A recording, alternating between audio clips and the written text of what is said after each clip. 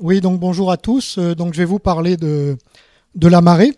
Donc la marée à La Réunion a une amplitude de 90 cm au maximum, ce qui est relativement peu comparé aux 14 mètres qu'on peut observer par exemple en métropole en baie du Mont-Saint-Michel. Donc la marée à La Réunion n'a pas d'impact sur les activités terrestres et en a relativement peu sur la navigation commerciale. Par contre, ces effets ne sont pas complètement négligeables. Ici, vous voyez le lagon de l'Ermitage par marée basse, où les coraux se retrouvent complètement à découvert. Ou par exemple, ceci c'est le port de Saint-Leu, et on voit bien sur la photo qu'il a été construit dans un lagon, ce qui fait que les bateaux qui parcourent le chenal d'entrée par marée basse sont obligés de relever leur moteur hors bord pour éviter que l'hélice aille taper dans le corail. Donc pour certaines activités littorales, ça peut être intéressant de connaître les heures et niveaux de marée. Alors pour cela, on peut les obtenir sur le site du service hydrographique de la marine, le CHOM, qui donne les heures et courbes de marée. Par contre, ce site a un inconvénient, c'est qu'il ne donne pas les marées futures, au-delà d'une semaine. Donc si vous êtes un biologiste marin qui souhaitait planifier des interventions sur le lagon, vous ne pouvez pas utiliser cet outil. Alors la marée est provoquée par l'attraction de la Lune et du Soleil sur la masse d'eau. Donc on voit sur l'image de gauche, on comprend assez intuitivement que la Lune passant au méridien d'un lieu va par gravité attirer vers elle la masse d'eau. Mais il se produit un phénomène plus difficile à comprendre, c'est qu'au même moment, aux antipodes, le niveau de l'eau s'élève également. Alors comment ça s'explique? C'est qu'en fait la masse de la Lune est importante proportionnellement à celle de la Terre. Et en fait, le couple Terre-Lune fonctionne en réalité comme une planète double. Ce n'est pas la Lune qui tourne autour de la Terre, c'est le couple Terre-Lune qui tourne autour d'un point central. Donc va s'exercer sur la masse d'eau d'un côté la gravité de la Lune et de l'autre une force centrifuge qui explique cette élévation des eaux aux antipodes. Alors comment calculer la marée en fonction du temps? Donc l'interaction de trois astres se déplaçant dans l'espace et d'une masse fluide peut sembler à peu près impossible à modéliser. Mais on s'est rendu compte dès le 19e siècle que la hauteur d'eau pouvait être décomposée en éléments simples ayant chacun une cause astronomique unique. Et chacune de ces causes résultant d'un phénomène périodique se traduit dans le temps par une sinusoïde.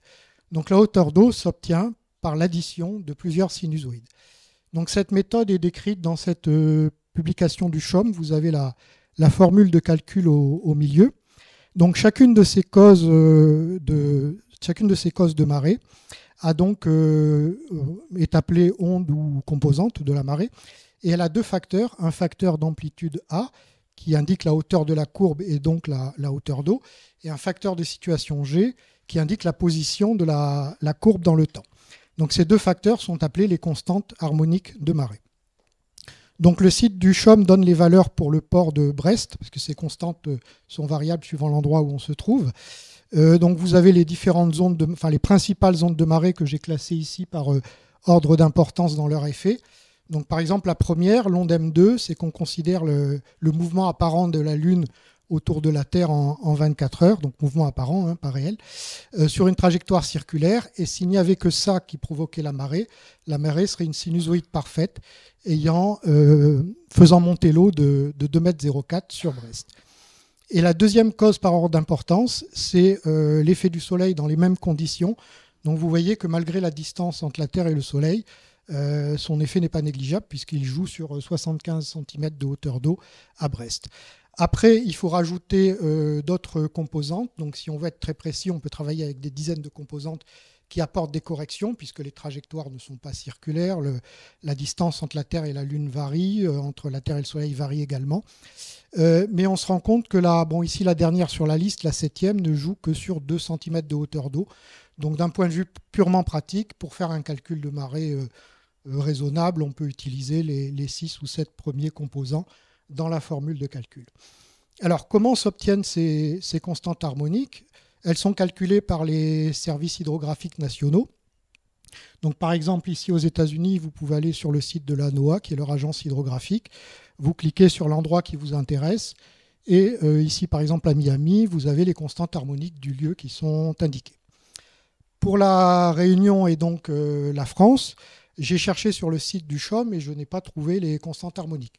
Alors je leur ai envoyé un petit mail pour leur demander s'ils pouvaient me communiquer celles du port de la Pointe des Galets à La Réunion. Et ils n'ont pas voulu me les communiquer. Donc je leur ai demandé pourquoi.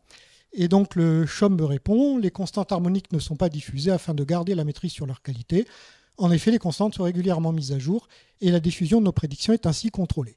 Si vous le souhaitez, il existe un outil payant qui vous permet de calculer vos propres constantes harmoniques à partir des observations du niveau de la mer. Alors cette réponse m'a un peu étonné parce que ce sont des constantes qui décrivent un phénomène naturel. Donc c'est un petit peu comme si on voulait cacher la constante de gravitation universelle ou la valeur de pi. Mais bon, qu'à cela ne tienne, puisqu'on nous suggère de les calculer, c'est ce qu'on va essayer de faire. Alors pour cela, je me suis fait aider du langage de programmation R, qui avait été conçu à l'origine pour du calcul statistique, mais qui est aujourd'hui utilisé pour toutes sortes de calculs scientifiques et de visualisation de données. Donc, quelle va être la méthode? Alors, on connaît la formule de calcul, on connaît le résultat, en tout cas les résultats passés, puisque les hauteurs d'eau fournies par les marégraphes sont disponibles librement, cette fois-ci sur data.chom.fr. Par contre, on ne connaît pas les constantes harmoniques. Donc, en fait, on va résoudre une équation, les constantes harmoniques étant les inconnues de l'équation.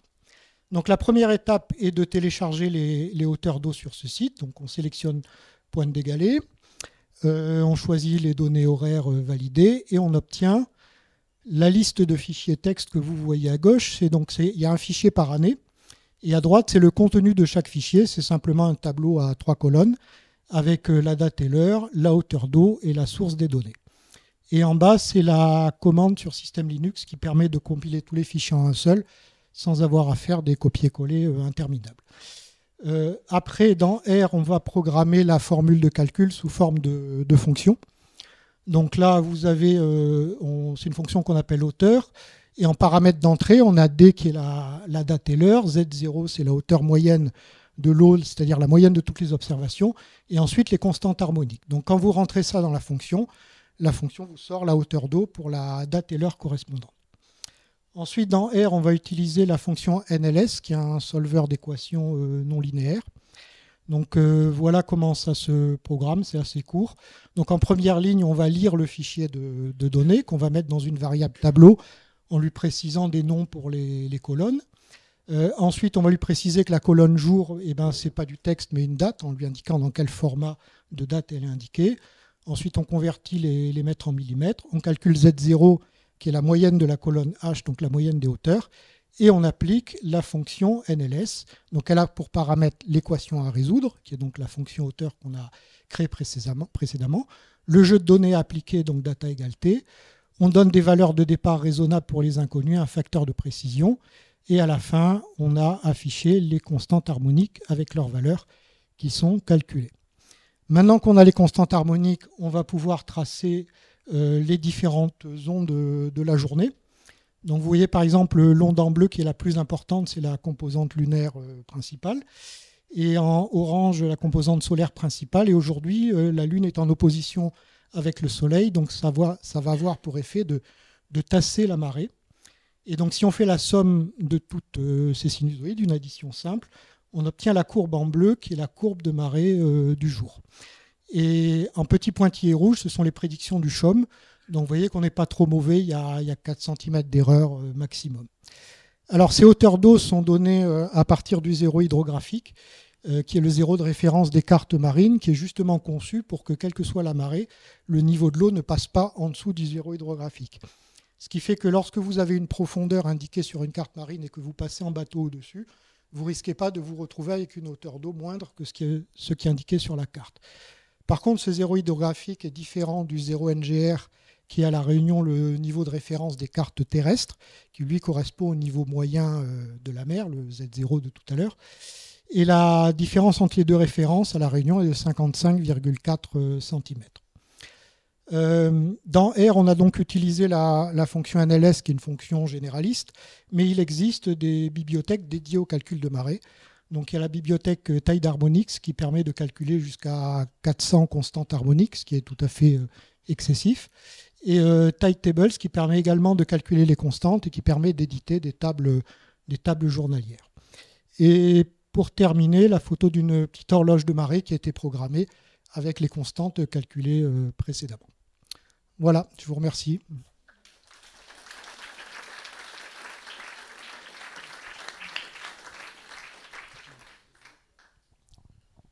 Vous aurez tous compris, Pierre, ce n'est pas quelqu'un à qui on dit non facilement.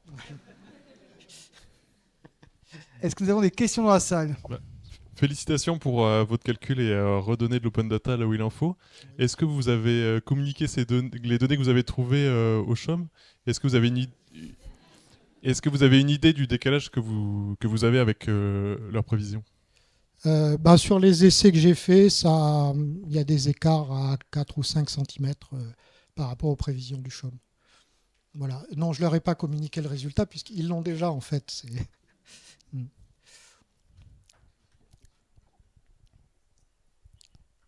Bonjour, merci pour cette présentation.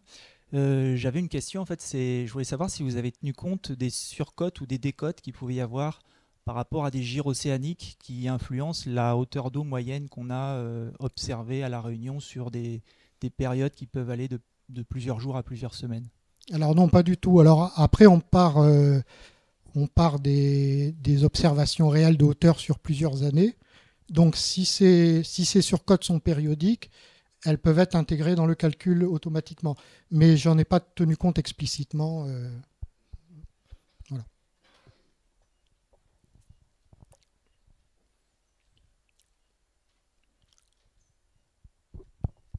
Bonjour. Est-ce que vous pourriez nous expliquer pourquoi le marnage il est aussi faible à La Réunion? Alors, non. En fait, si vous regardez une carte du monde avec les différentes hauteurs de marnage, c'est très variable, même à des distances très courtes. Par exemple, près du détroit de Gibraltar, côté Méditerranée, c'est faible, côté Atlantique, c'est fort, alors qu'on a la même influence de la Lune et du Soleil. Ça dépend du déplacement de la masse d'eau, de la vitesse à laquelle elle peut se déplacer, du volume, de la profondeur de l'eau. Il y a énormément de contraintes et pour La Réunion, je ne peux pas l'expliquer pourquoi il est aussi faible. Voilà.